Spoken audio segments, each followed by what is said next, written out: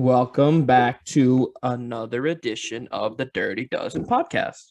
Today is October 13th, 2021. It is a Wednesday. It is Mateo's birthday. Shout out to Mateo, 23 years old.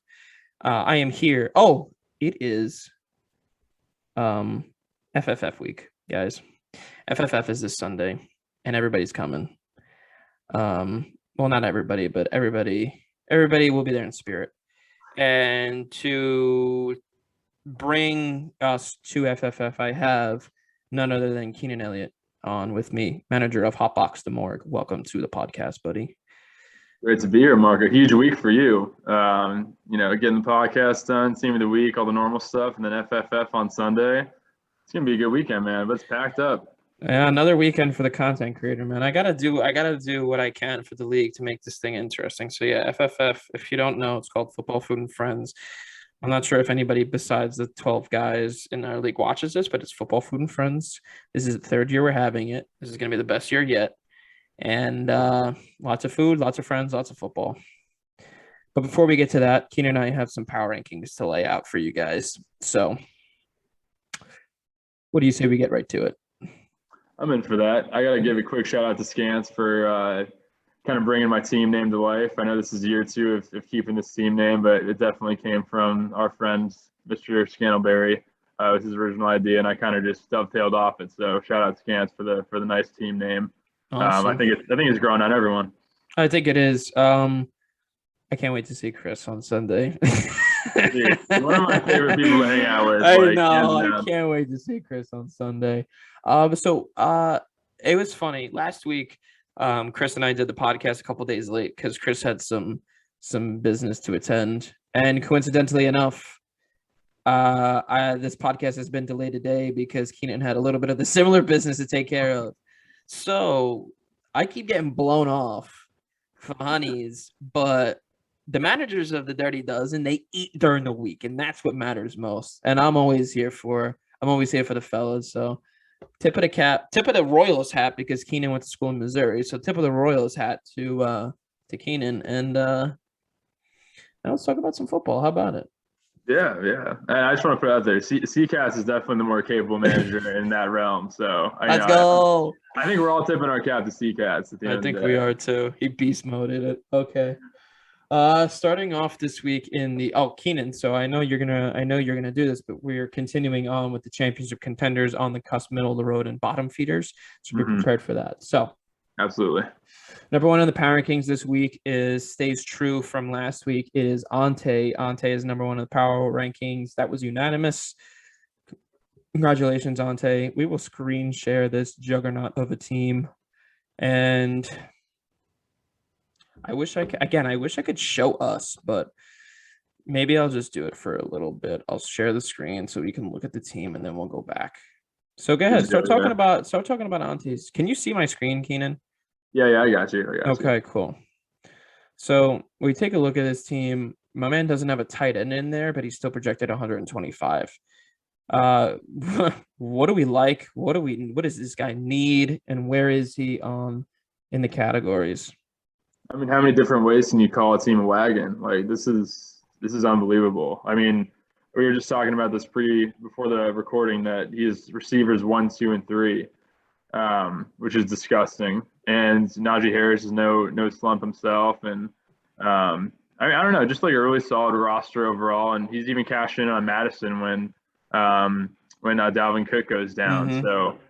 He's just been on fire. I feel like just even since week one, trying to rival you for points for, which is also impressive. It's almost crazy that Tyreek Hill is like almost his boomer bust at this point because his other players are just like so solid. Like the Tyreek might put up 10, but then Mike Williams will come in and drop like a 35 bomb. It's just, I don't know. It's absolutely insane. And Cooper Kupp is probably one of the players that's really surprised me the most this season. So he's got a solid team. Pitts is coming along as well. I would say Miles Sanders would be the only, point that I would maybe be a little iffy on just because his track record isn't that great. But he has Gainwell on this team, and I'm sure he can make a move to get an RB2. Rams defense maybe. I don't think they're as good as last year, but I mean, I'm just cutting hairs here. Like, he's got a loaded roster. Not for fantasy wise, they haven't been doing True, as well, true. but they're playing the Giants this week. They should probably absolutely destroy them. Shit. Yeah, man. I mean, like Keenan said, 1, 2, and 3 and wide receivers. That's kind of pretty nutty. Yeah, it's disgusting. So, and it's actually sick. Like, I mean, I know Kirk Cousins is his quarterback, but if he had and then Kirk Cousins is pretty good, but if he had like a legitimate fantasy QB, oof. Yeah, I Whereas- mean, you hate to make a move to, like, mess with the roster this good, but oh, I would not touch this thing at all. yeah, but I mean, if somehow he cash in on a quarterback and a running back too without, like, breaking his trend right now, I mean, that would be just disgusting. Yeah. Where do we have him?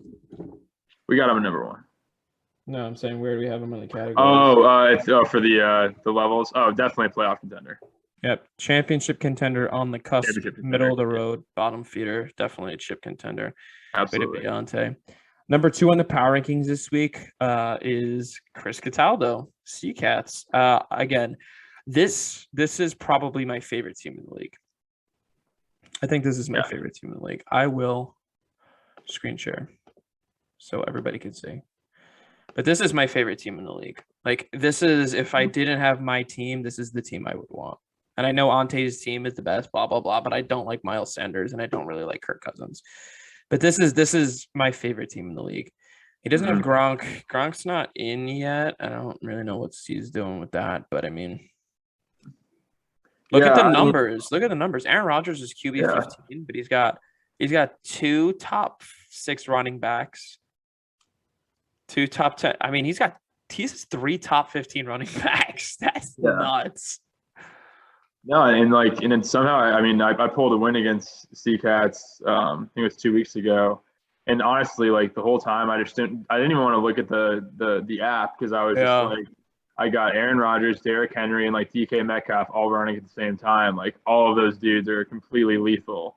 And I mean, I was one of those people who kind of thought Derrick Henry might see a little decline just because he's such a big body, and I know running backs take a lot of hits, but I mean, here he is just chugging along yet again for another NFL season. So, I mean, if he's on the block, Seacats, hit me up, but I don't think you should move him.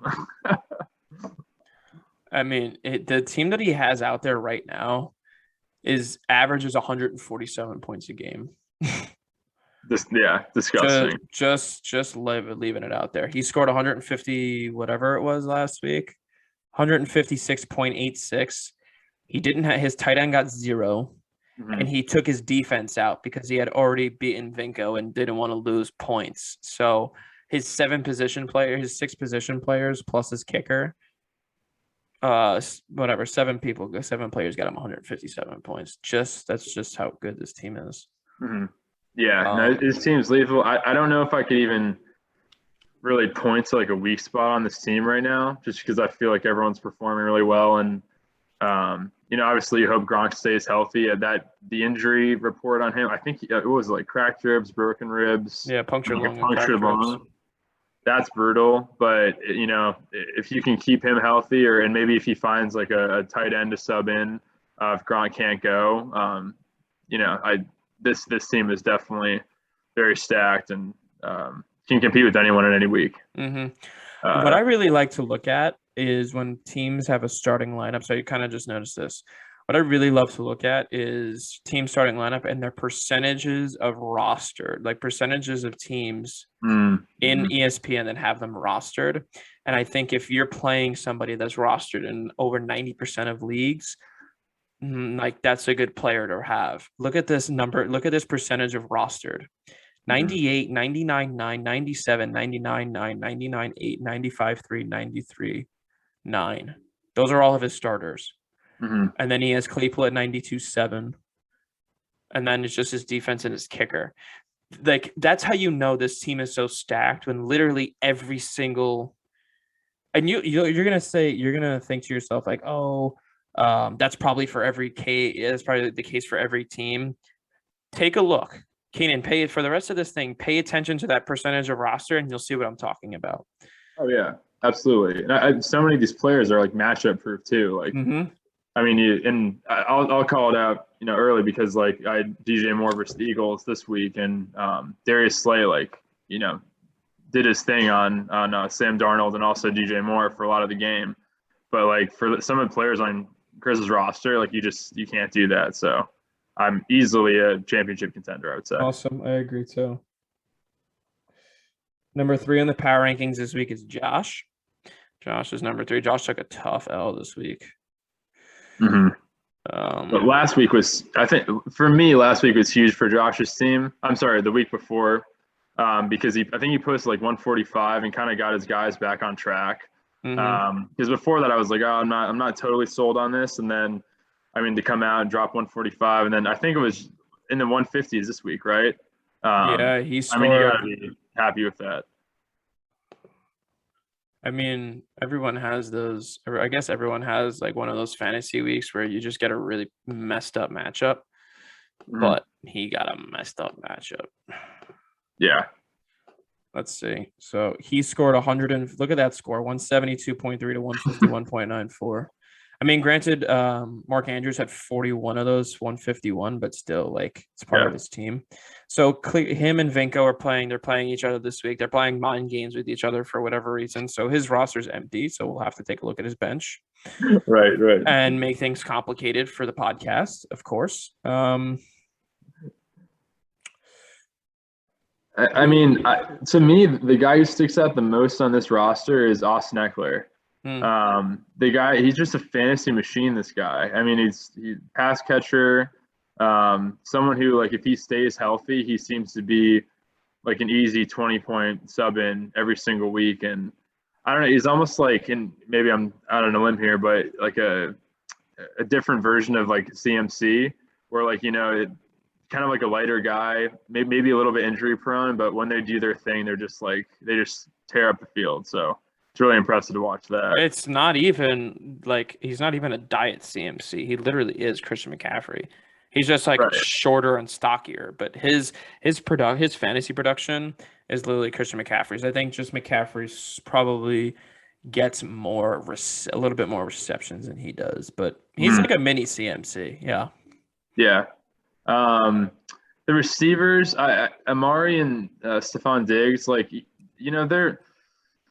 I would say they're consistent guys. Like, they usually get at least, a couple of catches, but I think Diggs has been a little bit disappointing this year. Like, I think Emmanuel Sanders is almost getting like, and again, this isn't firm data, but it seems like he's getting more looks and definitely more like red zone or end zone targets for those touchdowns he's been racking up. So those two, that could be a little bit tough moving into the season, as moving forward through the season. So hopefully those guys can kind of keep putting it together.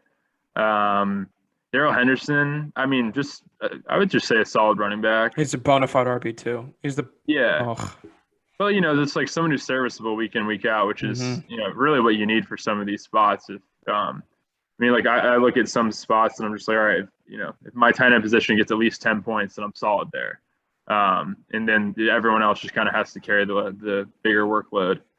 I have to bring up the trade. Definitely not looking, no hindsight bias in the rearview mirror here, but please do. I mean, dude, all I'll say is I'm happy with the way it went down. I mean, Mike Evans and Cardinals running backs for Allen Robinson and Javonte Williams. I don't know, man. I wasn't completely sold on Justin Fields, and I mean, I think he's still going to come out and do good things in the NFL, but the Bears offense is just a dysfunctional mess that I don't really want to touch right now. So thank you, Josh. I appreciate that. Since you're on the pod, let me be the first one to say #fleeced. And what's funny is I thought Josh did such a good job on that trade. And I spoke to Josh not too long ago, and I was like, you lost that trade pretty badly. I mean, but his team is still fine. So his team is still number 3. It's pretty much, I guess I just cashed in like a charity waiver or something. So I'm competitive. And he's still fine, so it works out for everyone. Yeah. Something that you brought up about the Buffalo wide receivers, Emmanuel Sanders is wide receiver 20 and Diggs is wide receiver 25. So just there you go. Yeah, just throwing it out there. Yeah. Just throwing it out there. But if you look again, you got assuming this would be his lineup, you got 99. Look at this, 98. So here you go. Here's what you're looking for. Who also are starters? That's the defense. This would be a starter, 95.9. His quarterback at 70% is not that great. Dawson Knox, man, is a beast. Unbelievable. And I thought about picking him up off the waiver, but obviously, like, I missed out on that one. And for I feel like tight ends is kind of a tough position to gauge. And if you can find a guy who's kind of catching fire, and then to have also Mark Andrews on that roster, it's like, wow, like such an asset. Yeah, did you suddenly just step into like a good tight end room? It's kind of crazy. Yeah, such an asset. Like when I had Fant and Schultz, I felt like so good about myself having 2 top 10 tight ends because tight ends are so rare. Yeah, so it was good. I like Fant a lot. We'll get to that. Where's Josh? I would say Josh is. I would say championship contender. At this point, still. It's a solid roster, and I think Diggs and Cooper might even get I'm hoping for him they'll get even better as the season progresses, and consistently putting up bigger numbers, and and obviously Allen Robinson hopefully can turn it around as well. So I think he's got a chance. For me, we'll leave him at chip contender because this is your pod. For me, I would put him on the cusp only because I need to see a little bit more from Cooper and Diggs. If I can see a little bit more from Cooper and Diggs. He has, I think his roster is championship contenders, but I think the way they're performing, I mean, obviously he had a really good week this week, but the way his top 2 guys are top 2 of his top 3 guys are performing, it leaves me on the cusp. But that's fair. It's okay. He's still a championship contender. Number 4 on the power rankings this week is the other twin. So 2 twins are in the top 4. Is Vinko. What does the world come to? I know, this really sucks. Where is he? Mr. Hooded Bandit. Great team. He's another dumbass that has his shit blanked. Mind games with each other. These guys are so cool. It's been a long day, fellas. Come on now. Pull it together. These guys are so cool. Okay, so see, he has his shit blanked. This is his team.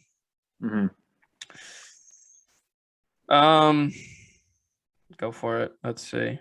I mean, off the bat, I would just say his young receiver talent is phenomenal. The Jamar Chase, doing what he's done, I definitely didn't see that coming. I'm sure not many people did. It's just he has a great connection with Joe Burrow. Those deep fade routes that he runs. LSU, baby, come on. Yeah, those deep fade routes he runs are just disgusting. I mean, I don't know. He's fantastic deep threat, and I'm excited to see what he does in the league, even past this year. And CD Lamb too. Coming into the draft, I wasn't totally sure what CD would be doing year 2, and sure enough, he's out here just killing it as usual. And I was at the Cowboys game this past weekend when they played the Giants, and the quickness on the field, the speed on the field is just phenomenal to watch. And I think both those guys are gonna have great careers. Other than that, I mean, Christian McCaffrey is self-explanatory.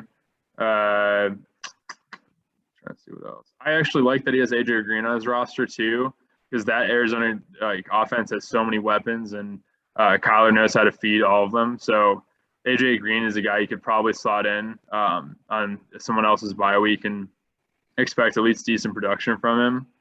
I think what else.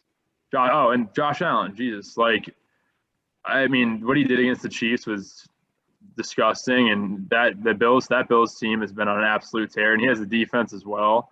The defense is averaging 13.5 points a game. Yeah, that's just disgusting. So, if AJ, I mean, I know AJ Brown, I think he was dealing with some injuries, right? And if he can kind of come back and do the things that he's doing or he's used to be doing, I mean, this is a fantastic roster.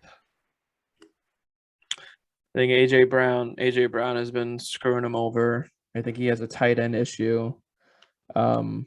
Tight Also, end too, yeah. yeah, also his running back too. It's temporarily solid with Damian Williams, but I think eventually he'll need to figure that out because I don't think he can rely on Gaskin. So I definitely think there's some holes in this team, but that might be because he picked number one overall, and sometimes there will be holes. Like if you pick number one overall and you have McCaffrey, and then you don't pick till 24 and 25, and then you ended up picking Josh Allen in the fourth round, like you're gonna have some holes. Yeah. So he has some holes, but he's been managing to deal with them. And when you have Allen and McCaffrey that can combine for 60 in 1 week, those holes don't really need to be filled. Ao. I also like having Bill's defense as number one is pretty good too.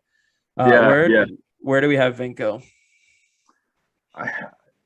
I would say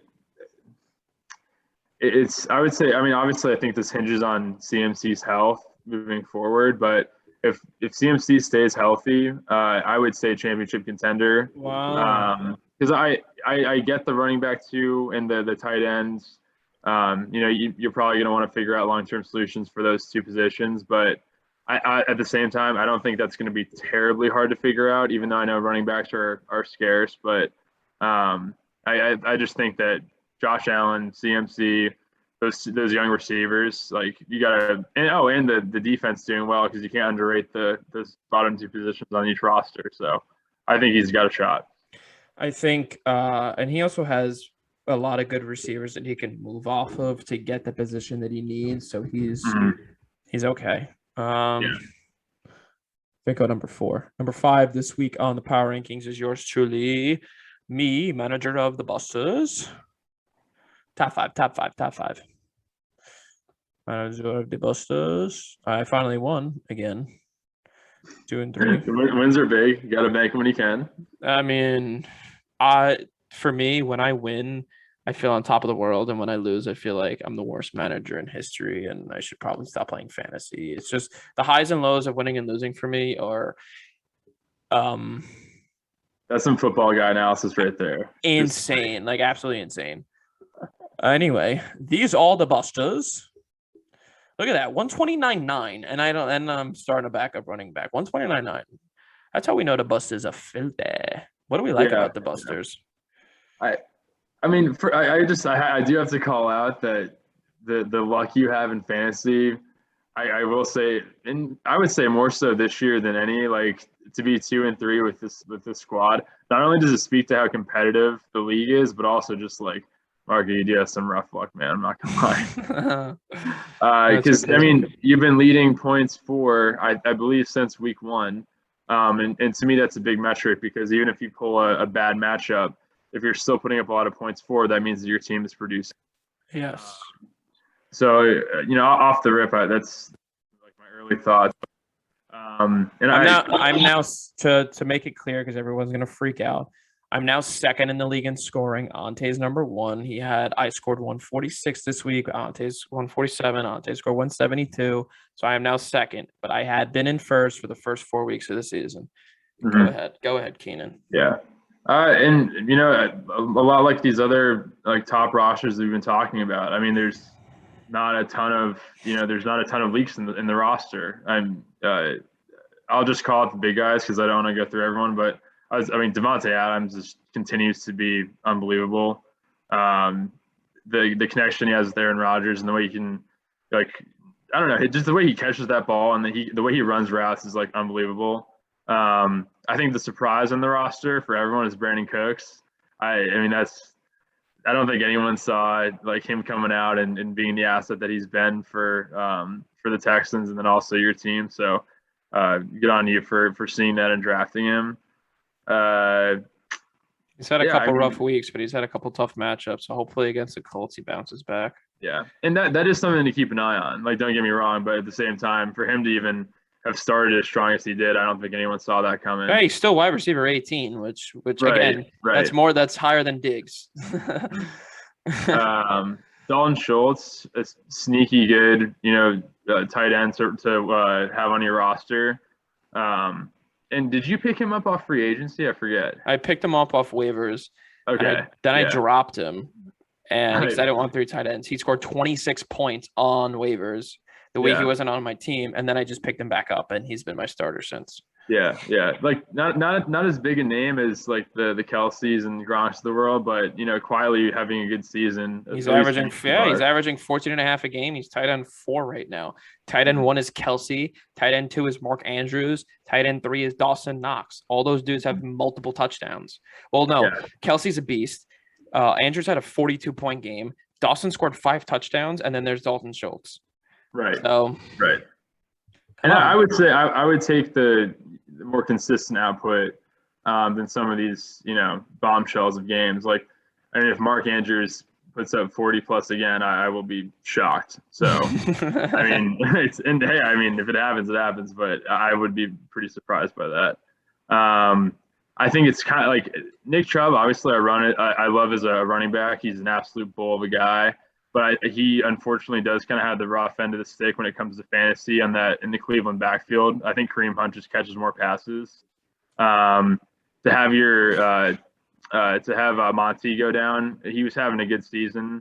But to have him go down on IR and then followed quickly by CEH, so the running back too has been a tough spot for you. But I think Williams is actually probably a better runner than CEH. So we'll see how that kind of trend just goes. I just see I got a month that I have to sit on these guys, but like I have 2 very good running backs now on IR just waiting to come back. So or be traded.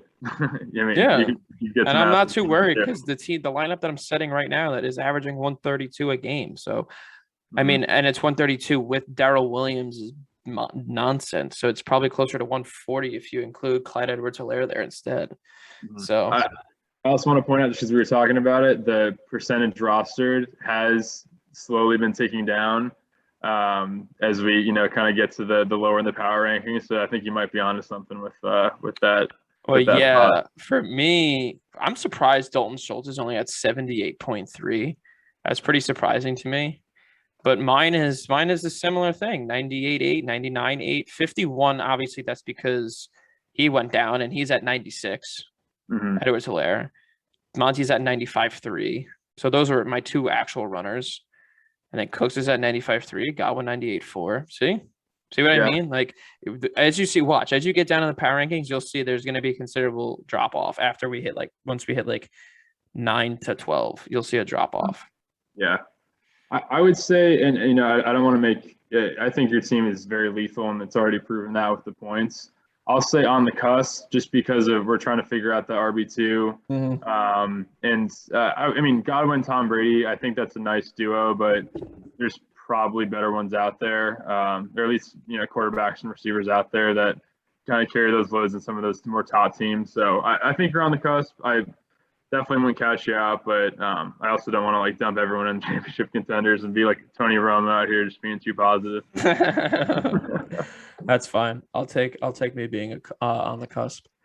Number 6 in the power rankings this week to round out the top 6 is his truly, Keenan Elliott, manager of Hotbox the Morgue. So that was unanimous. We had both of us had him at 6. I like to keep it real.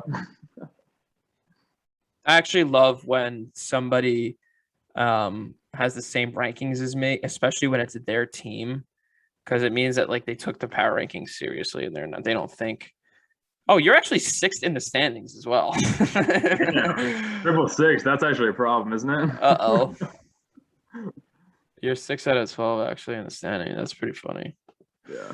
I think that's as fair as that's just about where you are. I think you're literally I don't think you're middle of the road, but I literally think this is I think this is an on the cusp team, but I think it's literally this is the not the worst of the best, but I think this is where the really good teams cut off, and then it's the rest of the league. So go for it. I'll take that, especially because I think I was dinging 12th and 11th on the power rankings. I did not love your team first 2 weeks of the season, and now I actually really like this team. I wouldn't mind having this team. Yeah. I mean, I obviously we talked about the trade already, but I think that having that trade definitely kind of lifted me to another, level of competitiveness. Just because the Cards running back room has been so good, and Mike Evans has really come alive as well. So, that trade definitely helped me out. But Saquon, like, just Ante was right when he says that that's just a tough asset to deal with because I don't know, the poor guy just like keeps getting injured, and this wasn't even related to his previous surgeries and stuff. So Yeah. you know, I don't know. I feel for him, and as a Giants fan, it's frustrating, but you know, I think Devontae Booker will actually step in and get a lot of action.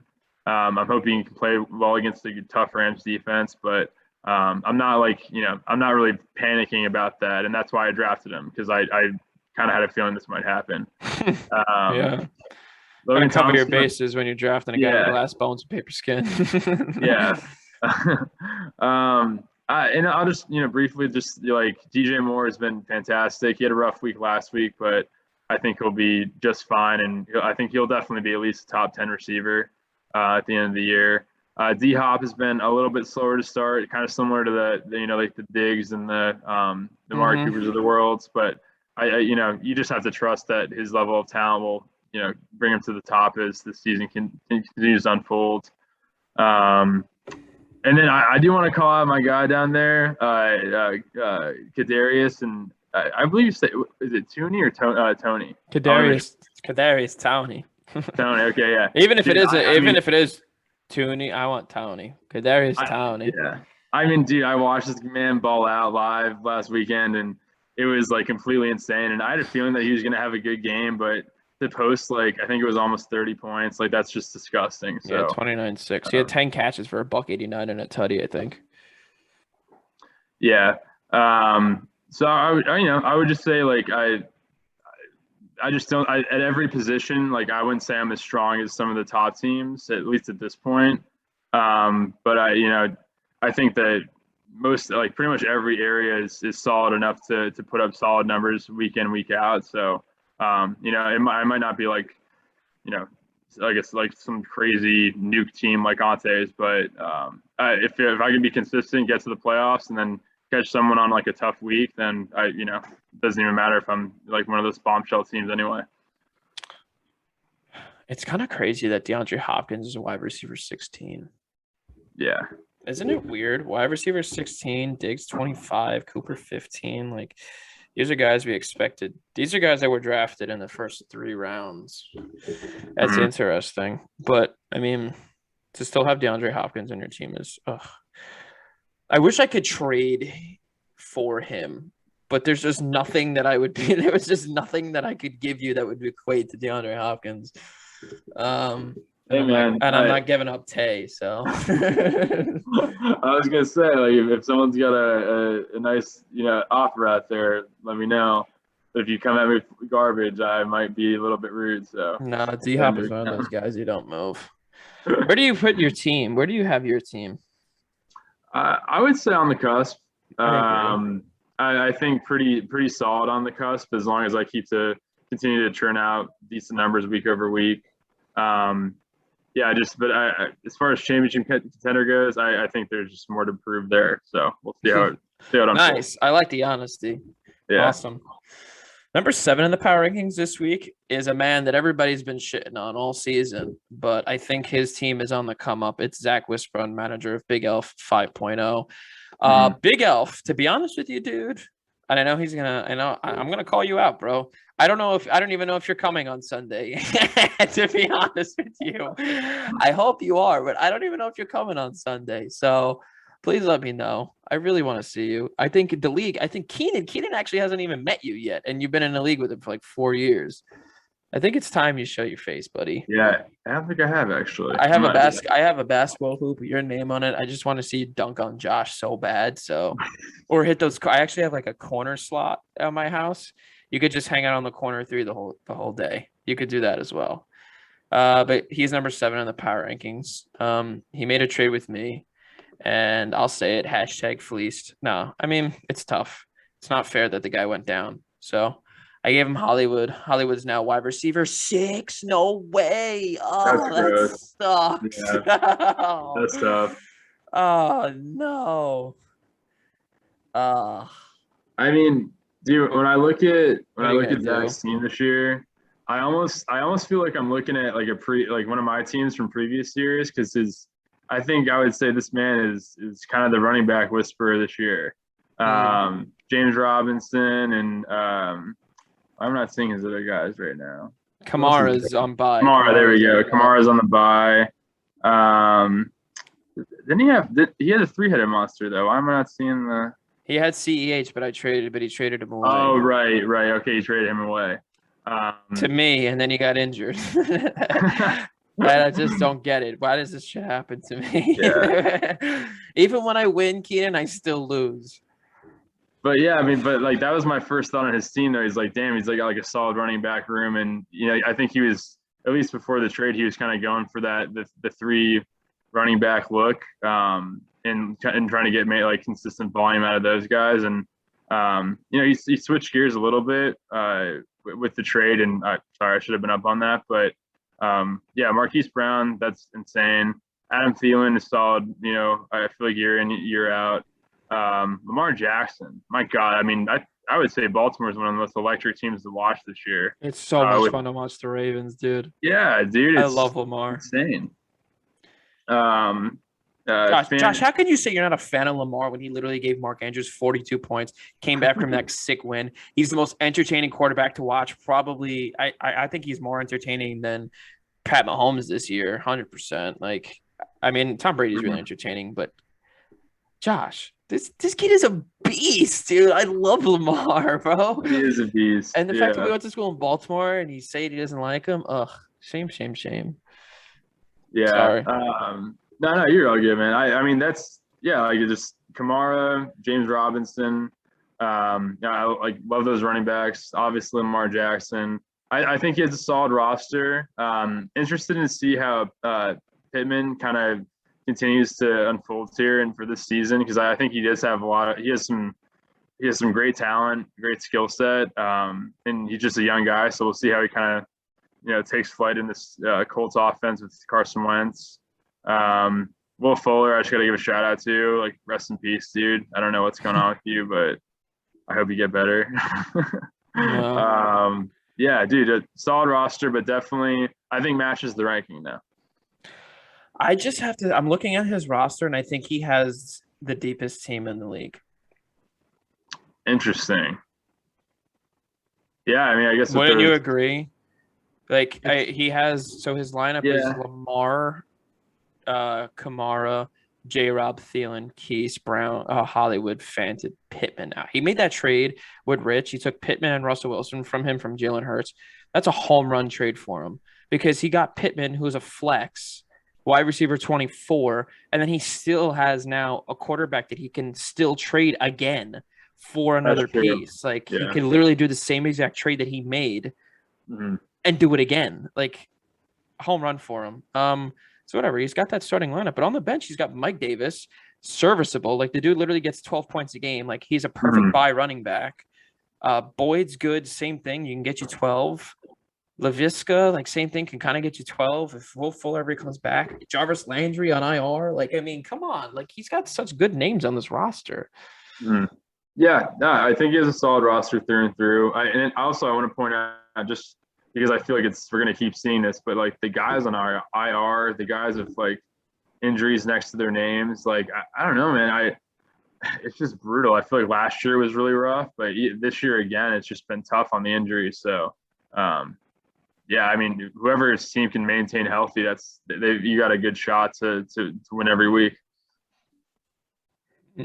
Yeah, I agree. Where do we have this guy's team? So it's championship contender on the cusp, middle of the road, bottom feeder. I would say middle of the road for Zach. I think he needs to edge out another. I think I don't know.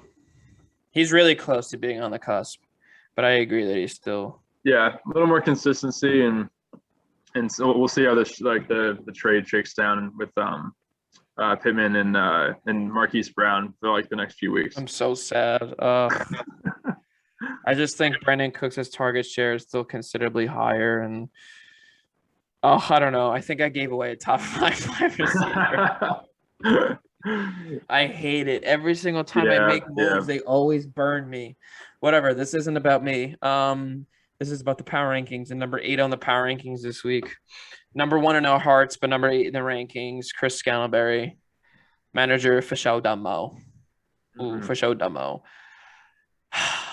Easily number 1 in our hearts. I feel like Chris gets more love on this podcast than like anyone else does, and it's kind of crazy. I would have Chris on this thing every single week if I was mean and didn't allow everybody else to have their chance. I would have him on every week. I wouldn't hate that. I wouldn't hate that. It would just be the Fasho Dumbo podcast. Anyway, you know what, Chris? I'm liking your team less and less every single week. Like when we drafted, I looked at that team and I was like, damn, this is like one of the coolest teams I've ever seen drafted. And I look at it now and I'm just like, I see your top 3 and like Keenan Allen, another one, wide receiver 17. What's with these like high at like Keenan Allen, Diggs, Cooper, DeAndre Hopkins? What's these big time wide receivers and just like not?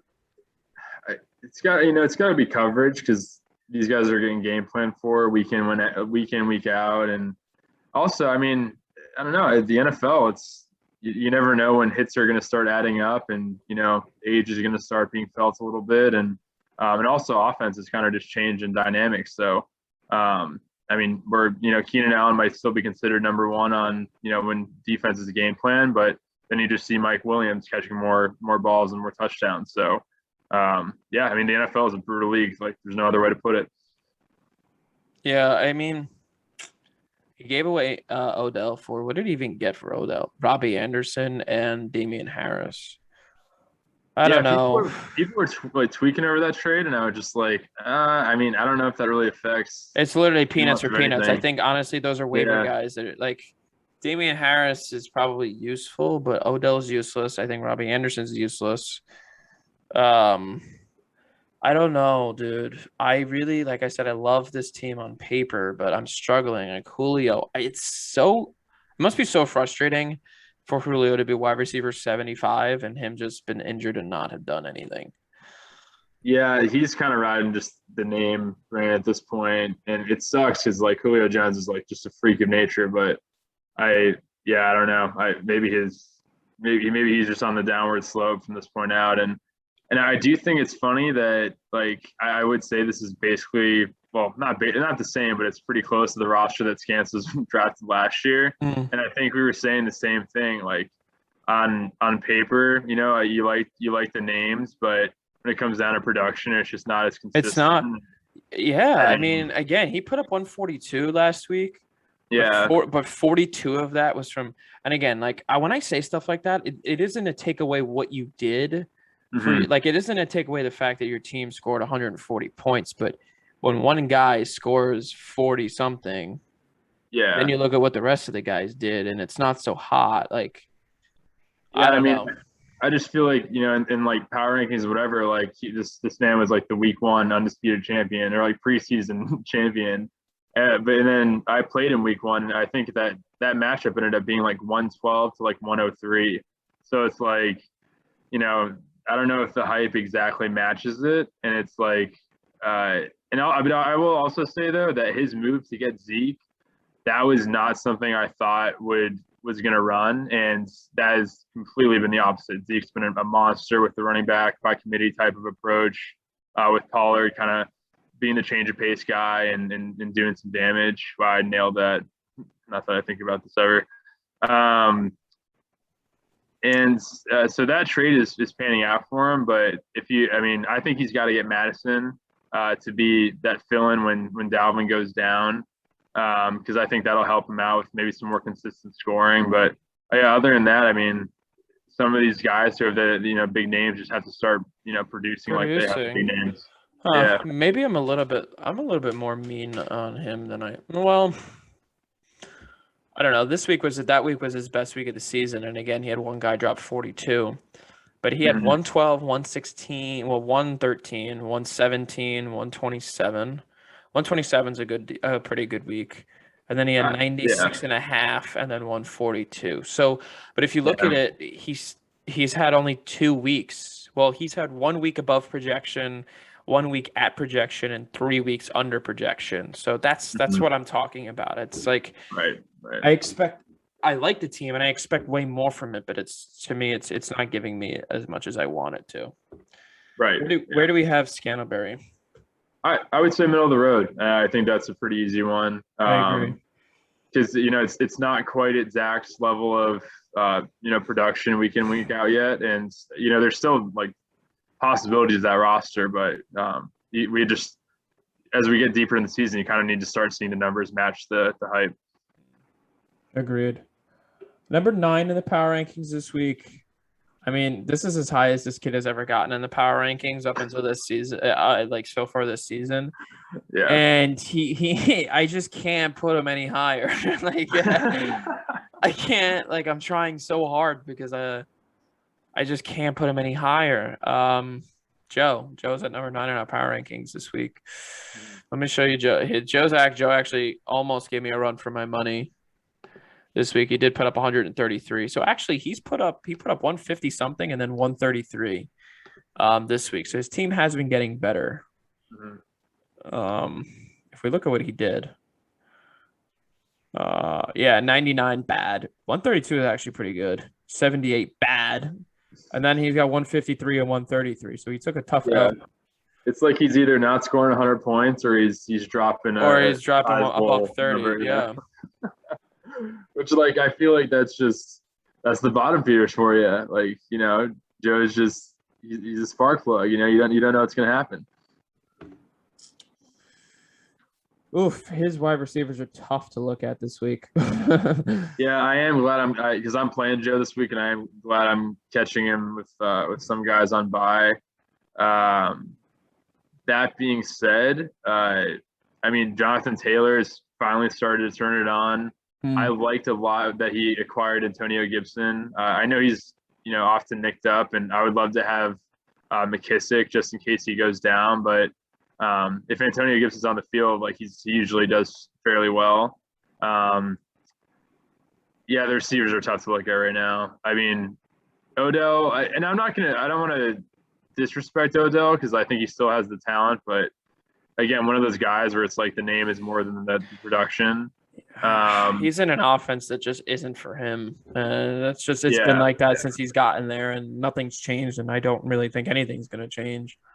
Yeah, I don't know what's going on with his career, but I think he's got immense talent, but yeah, I think he needs another change of scenery, and even then, I'm not sure if that'll really help him out. I don't know if that'll revive him. To the point where he was at one point. I think he scores 25 points this week since we're talking so much shit about him. Yeah, probably. Yeah, that'd be classic karma. Tim Patrick, that's the guy that always, I always have him on my radar because I feel like he puts up solid numbers. More often than not, like one of those guys where, if you need someone to come in and give you 10 or 12, like he'll be that man to come in and kind of, step in and fill a spot for you in the starting lineup. Giants receivers, man, just injuries everywhere. Kenny Galladay is obviously not immune to that. Deebo Samuel has a bye this week. That dude is electric. I hope he stays healthy just because he's like such a fun player to watch. Jared Cook, another guy where like obviously not consistent, but like just a freak athlete. Someone who can just like light up for like any defense at any given time. It's just he just doesn't have the consistency, and he makes sometimes he has those errors. Cordell Patterson, people knocked Joe for this trade in getting Cordell. Honestly, like I don't think he's going to maintain that level of consistency, but I think he had like 18 last week or something like that, and he's running back 3, dude. Yeah, I mean, it's Derrick Henry, Austin Eckler, and then Cordell Patterson. And it's like It doesn't make sense, but like you gotta respect it a little bit, I don't know, dude. And then he's got Michael Thomas on the pup list. Mm-hmm. I don't know. It's good with Slant Boy, but if he comes back and does well, then that's obviously that'll be a nice end of season thing to have or middle season thing to have. I think Joe has the steal of the draft in Debo Samuel. I Mm-hmm. think Joe has the waiver wire pickup of the year that he traded for in Cordell Patterson thus far. He's got Patrick Mahomes, but again, like Consistency, kind of like I need to see more from the bottom feeders. yeah, yeah. Like if he comes out and definitely don't do this, Joe. But if you come out and drop less than 100 this week, like that's just that's why Yeah, that's number 9 is number 9. Where is Joe on the power rankings? I would say Joe is. I think he might round out middle of the road. That's what I might say. Like he's looking at bottom feeders like, yeah, maybe, but we'll give him middle of the road because he has put up 3 solid weeks. So yeah, I mean, it's named after him, so or maybe he's named after it. I don't know which one. he's fighting his name. I don't know which one. Number 10 on the power rankings this week, which is probably the lowest he's ever been on a power ranking ever, is DJ, manager of TD Syndrome. I just think this kid has had Buster's kind of luck when it comes to injuries this season. Yeah. He's 10th in the standings. He only has $21 left of FAAB. Holy smokes. I don't put too much, emphasis on that, but at the same time, like I am aware of the number. So it's like when I see guys have kind of just spent their cash already, I'm just like, all right, like at least I don't have to worry about you if something big comes up. Yeah. Because like I can outbid you or something. But yeah, story of injuries for sure. And like don't want to be too critical, but I mean I think he might have overmanaged himself when it comes to some of the trades, which is understandable because like when your team's struggling, like you want to do something to get out of it. But but if you had Gibson and Patterson last week, then you would have beat me for sure. And maybe some of those moves, hindsight, are could have been done a little bit better. But as far as like, I mean, Kyler is unbelievable. I hope he stays healthy this year, especially for my team as well. Deontay Johnson, that's a guy who's always on my radar too, because like it just seems like he gets a million targets every single time he can suit up. Injuries maybe, but just the volume guy whenever he's in the lineup. Aaron Jones, I am glad I don't have this headache anymore because like he just goes to the bench at the worst times for no reason. I totally feel that pain. Oh, Aaron Jones. Yeah, it's like the free Aaron Jones. Like I don't know how that's still a thing now that Jamal Williams is gone, but apparently it is. So,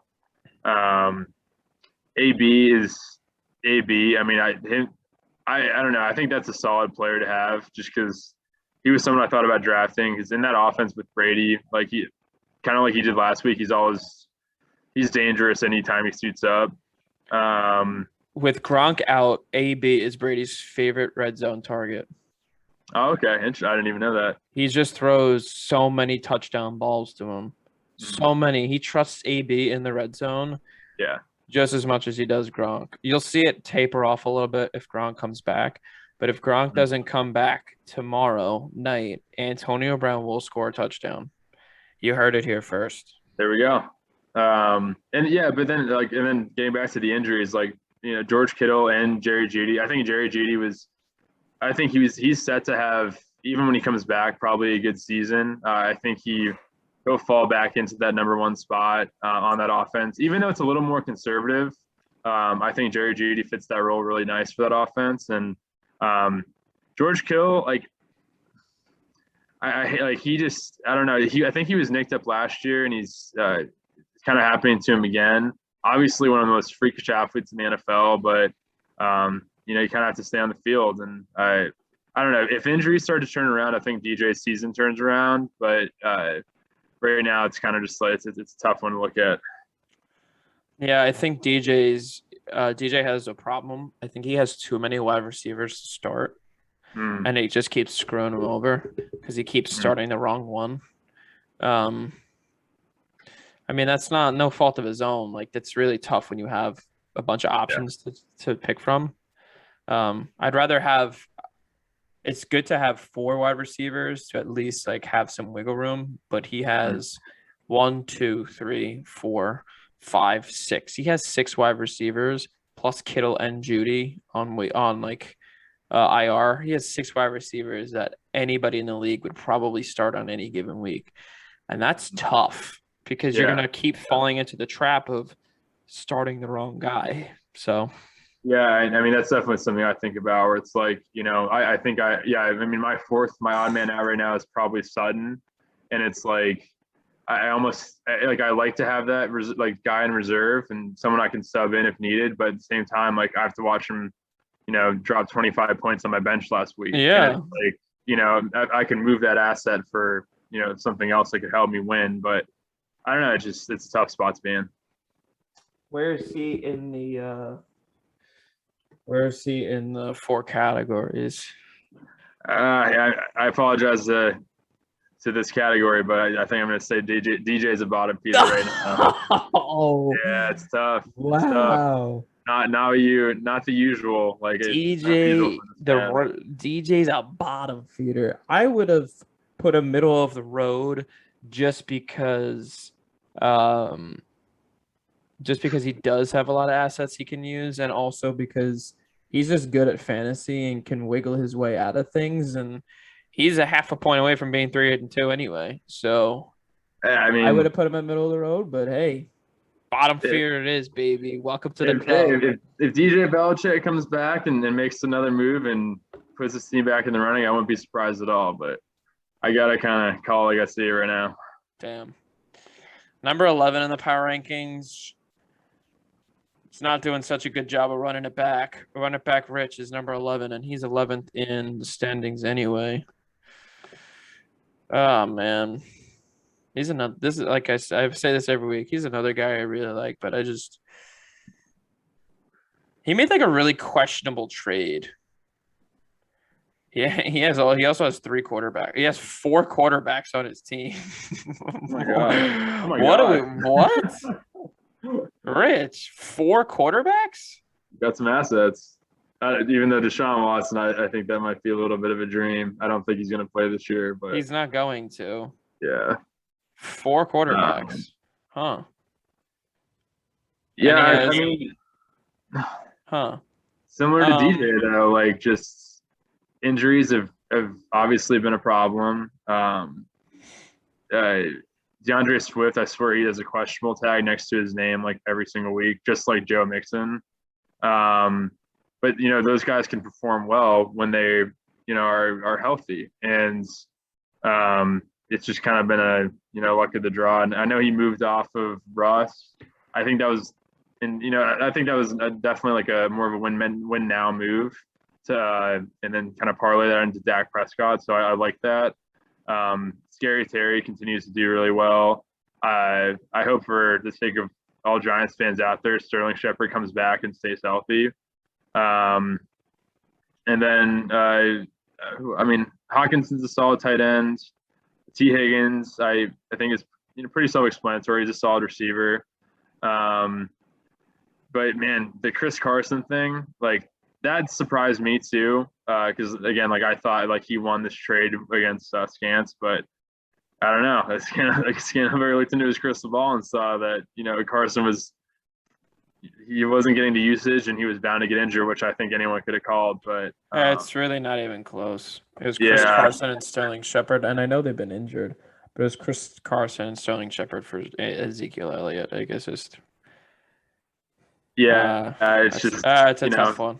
A tough trade, and maybe it's a tough trade move, and then injuries. Like that's just when those two things compound, like usually means for some rough weeks. So but similar to DJ, like this is a guy who usually knows his stuff when it comes to fantasy, and watches games, and I don't doubt that maybe he can put together another move and kind of pull himself up a little bit. But right now, and I know it's like counter what it usually is, but it's just kind of it's a rough team right now. I was confused with the move that he made with Grant, where he traded away Jalen Hurts, Jamal Williams, and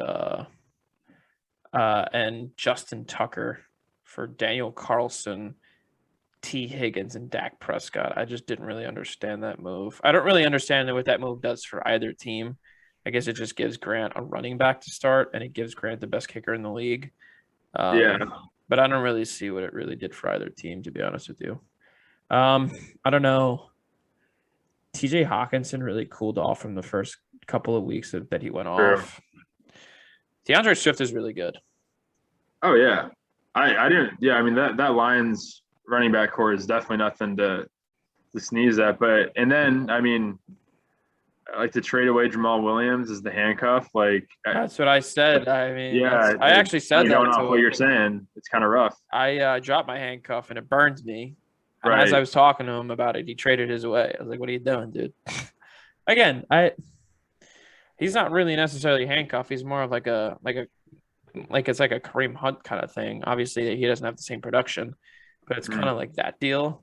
So like, I wouldn't have Kareem Hunt and Chubb on my team. So I don't know. Yeah. Well, I mean, I would definitely want that Brown. I'm actually playing this team this week. So okay. I will not say. I know, right? I can't. You know what? This is a sick team. I'm nervous as hell. I'm gonna lose. GG's, Rich. So that's what I'll say. No way, Joe. There's no way Joe posts less than 100 this week. So I'm on the same boat as you. Where do we have Rich's team?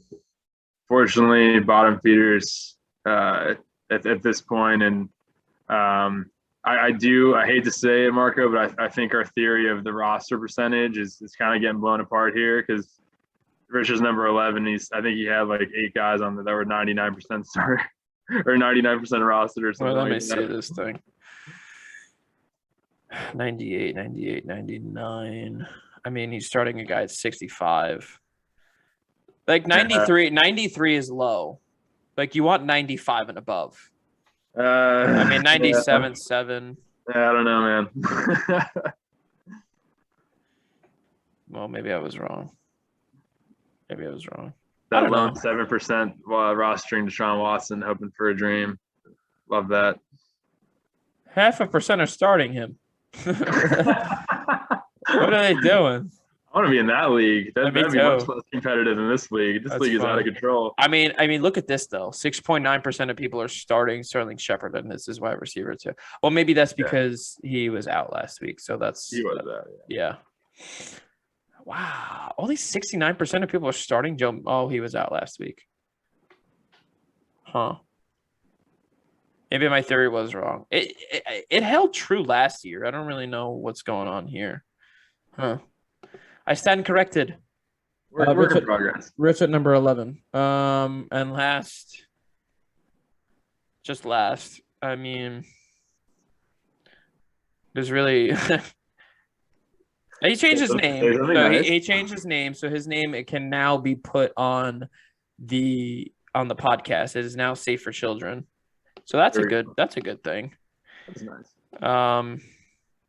Gritty Gang, even though he doesn't have Justin Jefferson. And his picture is of Justin Jefferson. So that's weird. Hey man. He told me Jalen Hurts. He told me Jalen Hurts gritties. So but if he does it, why don't you just put a pic of Jalen Hurts?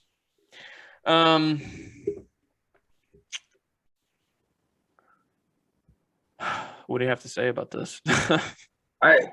And like again, similar to DJ and Rich, like I do consider Grant someone who overall knows what he's doing when it comes to fantasy football and usually puts together solid rosters. But I think he swung a little bit hard on the 2-star tight end system.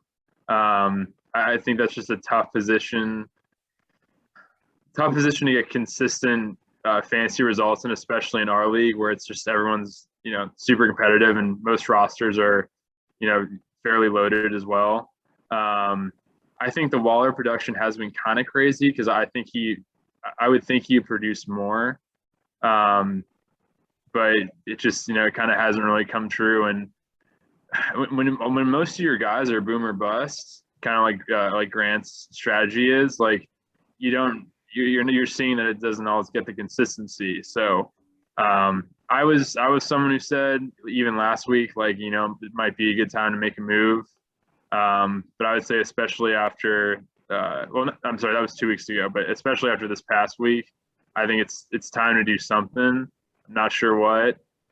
It was nice to see Robert Woods come alive. I thought that was absolutely hilarious that Sean McVay was like, yeah, we're going to start to throw to Robert Woods more. And then he gets like every single target that ever 12 happened. catches. Yeah. Yeah. Like that's insane. I love Tyler Lockett. Like he actually should have had a bigger game against the Rams. For anyone who was watching, he had a lot of defensive pass interference calls on him. So like he's got some solid pieces, but but without a good running back room, and like when I say without a good running back room, that like there's just really not a ton going on. Like we'll see if Jamal Williams and AJ Dillon do something. Like I mean, if they can get 10 points apiece, like even that would be serviceable. But they're just not starters, so it's just kind of like I don't know, it's tough. So I mean, Grant's he tried to play the running back game and and just kind of look at the stats and play off the stats, but right now there's just the consistency isn't quite there. The only thing I'll say about this team is that I think he should accept my trade offers for Darren Waller. That's all I have to say. I've been going back and forth with him for probably 3 weeks now, almost a month, for Darren Waller, and I think I've sent him multiple good trades that he probably should have accepted, and he has not. One of them like he would have fleeced me bad on, I think, and he didn't accept it. And I've been sending him this week, and I think I sent him another good one that I think he should take. Just throwing it out there. I mean, it is my pod, and yes, this is tampering. We are tampering on this podcast, but you should give me Darren Waller for those trades that I'm sending you, bro. Please, because I don't think anybody else is gonna give you what you're looking for. They look at your team, they look at where you are in the standings. You're 12th out of 12 by a long shot. You're kind of lucky you have 2 wins, to be honest with you. Like, let's take a look at the schedule. I mean, 145, you scored a lot. That was good. Yeah, but then that's Darren a good Waller, 19 targets. 145 is good, but since then you're looking at 100, 107, 90, and 88. My G. And that week 3, you won 107 to 78. You should really be 1-4. Wow, man. So you should give me Darren Waller. That's your solution, to give me. And we don't even play each other until week 10, so you have some time to adjust. Like, it's not like you're trading me and then boom, like it's crazy, whatever, right there, and then all of my player, like whatever. You have a lot of time, so I think you should just trade him to me. And you play Vinko. You have Josh this week.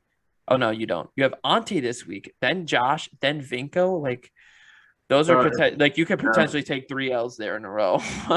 Yeah, that's a tough gauntlet to run through. And I will say though that like of all the guys that I think are like his take it out, I would say Darren Waller is that guy, because I've considered trading for him, especially if Logan Thomas being an IR, because like even if he's not the guy who's exploding for 20 points or so like every week, he's still someone who can put up 10 points for your tight end spot and then occasionally give you like a bombshell of a week. So I think that's one asset where like you can part ways with him for like probably 2 consistent players and kind of make a run at a better roster. But yeah, it's kind of a tough look. It's time, Grant. It's time to hashtag build back better. That's what it's time to do. Grant, where is Grant in the power rankings? Another bottom feeder, I have to say. Bonner is king of the bottom feeders. Yeah, he's definitely king of the bottom feeders right now. Yeah. King of the bottom feeders. Oh boy. That rounds out our power rankings. We have one more time. We'll run it through. Ante, C-Cats, Josh, Finko, Marco, Keenan, Zach, Chris S, Joe, DJ, Rich, and Grant. Best manager. Man, that's a tough one. Best manager. Worst manager. I'll go best first. I'll give it to. I'm honestly between the Twins right now, because Ante has put together a solid roster, and then Vinko survived his CMC injury, and is still doing well. I'll give it to Ante just because he's put together the best roster so far, and he's going off. At least it wasn't Vinko. I hope we have this entire podcast, this entire thing for 17 whatever weeks, and I hope nobody puts Vinko as best manager. I hope nobody does it. Sorry, buddy. I just hope nobody does it. I kid. Worst manager. Oh man. Again, two names pop up, but I think I gotta give it to Grant right now. It's really hard to argue with the numbers, and I just think the strategy for the season just really hasn't played out. So yeah, and I think he would get out of that worst manager thing if he just traded me Waller. I'm just letting him know. That's my real thing, not mine. Dark horse manager.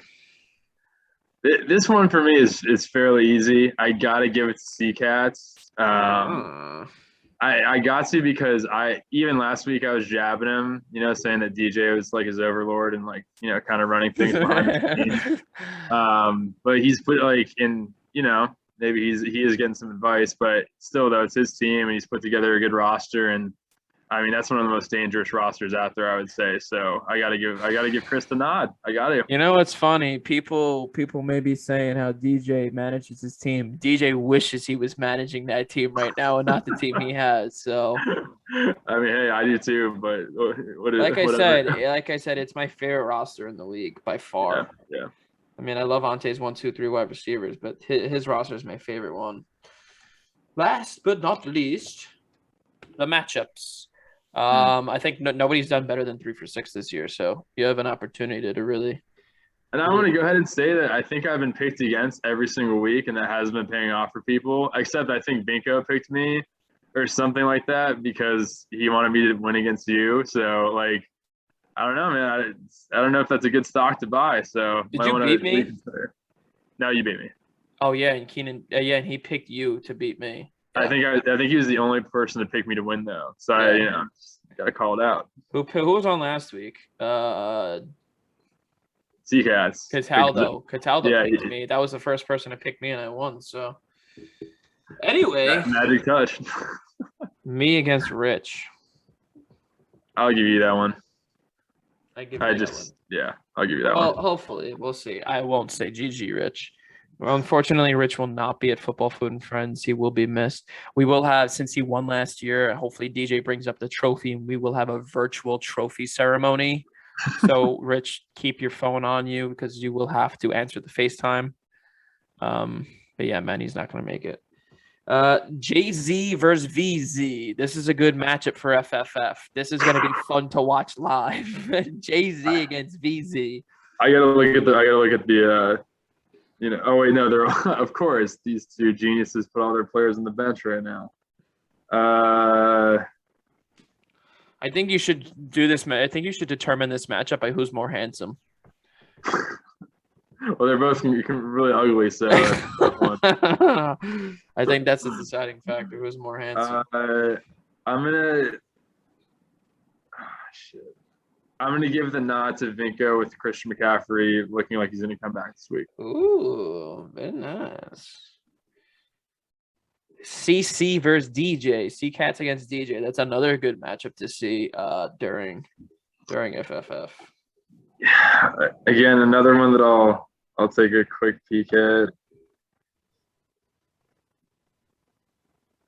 I got.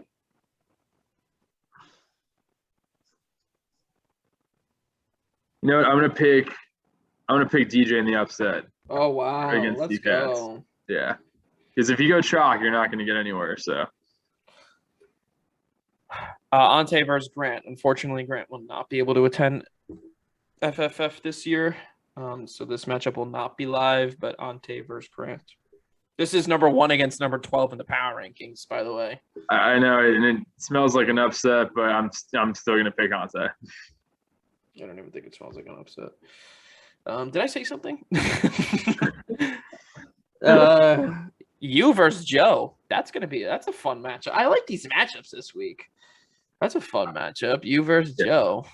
I think that'll be a fun one, and I can't wait to see Joe's team come out and really perform super well. And I'm sure all of his guys will play exceptionally well, but unfortunately, I think I'm going to give that to myself this week. Finally, let's go. Let's go. I don't know. I'm trying to lay some karma out there because I'm trying to lay some karma out there and say it's going to be a good battle, Joe. And you're definitely not going to score below 100 points. Again, let me tell you, how many times do people have to come on here and root against themselves? Like, talk me by a million every single week. And then the last matchup, the two big mofos, Zach Wisburn against Chris Scanaberry. Like, I know you've never met Zach. You've met Chris. These dudes are tall, so this is a matchup of this is like Bill Russell against Wilt, or right. This is what it is, or like Kareem against Wilt.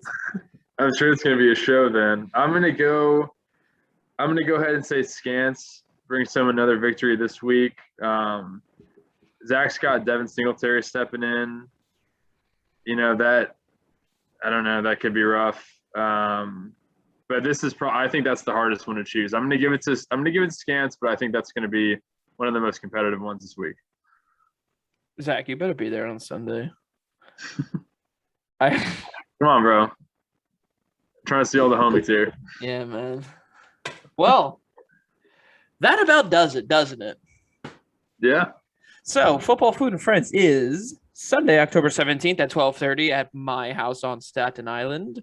Whoever's watching this is invited, definitely, because if you're watching my podcast, I mean, you're just my biggest. You're my best friend. So yeah, are you excited? Are you excited for all the food? There's gonna be a lot of food, dude. I'm excited. Food never disappoints. And I know we're wrapping up, so I shout out Marco for the work he does for the league. It's not to be understated because it's all voluntary, and I know you love this shit, Buster, but it is extra work. So there are some days where I'm just like, I do not want a podcast tonight. Yeah, I'll tip the cap because I know it's extra work, and also I just want to say shit.